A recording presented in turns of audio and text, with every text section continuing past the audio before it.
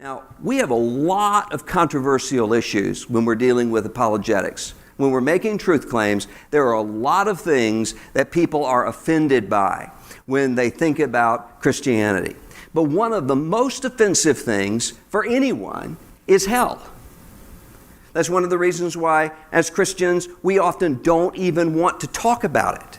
We don't even want to allude to hell. Because the truth is, it's not only a difficult thing for people who aren't Christians, it's a difficult truth for people who are Christians.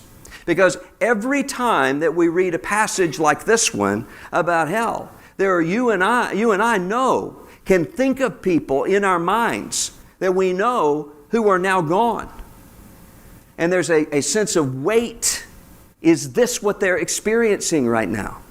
You and I can think of people that we know right now that we pray for, and there's a sense of a weight. Is this the future to which they are headed?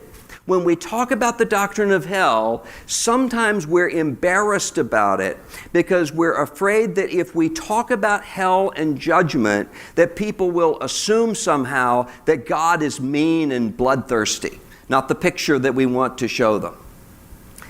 But if you think about it, people on the outside already have a doctrine of hell. The movie Spotlight, just this past year, winner of the Academy Award, talks about the sex abuse scandal within the Roman Catholic Church in the Archdiocese of Boston. That film, from secular people, shows the sense of a need and a hunger for justice.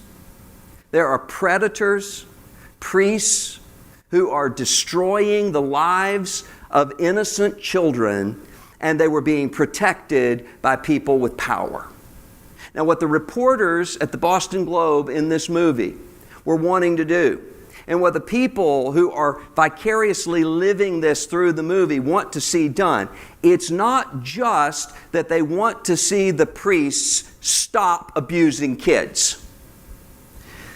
They want to see justice done for those priests who have abused and whose abuse is hidden.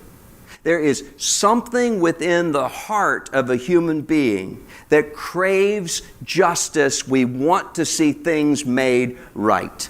The difference is that when we are the predator, when we are the one under the moral microscope, we don't want justice. We want somehow to be exempt from that, and we want to redefine righteousness and justice according to our own standards. Jesus here says, no, the final page of history is a page of history in which there is the kind of justice that makes sense of the universe. Some people didn't understand it this past year when the congregates at Mother Emanuel AME Church in Charleston, after having their pastor and several of their leaders gunned down by a vicious, violent bigot, said, "We forgive him." There were some people who would talk to me in media and other places who would say, how can they say that they forgive him? And I realized that the way they heard this church was they were hearing this church say, we've decided this doesn't matter.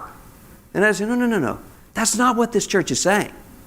This church is saying, we are not going to be the ones to hold you accountable.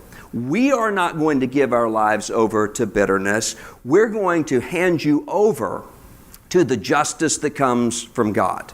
They are able to be forgiving because they do believe that there is a judgment seat at the end of history. But it doesn't seem like it.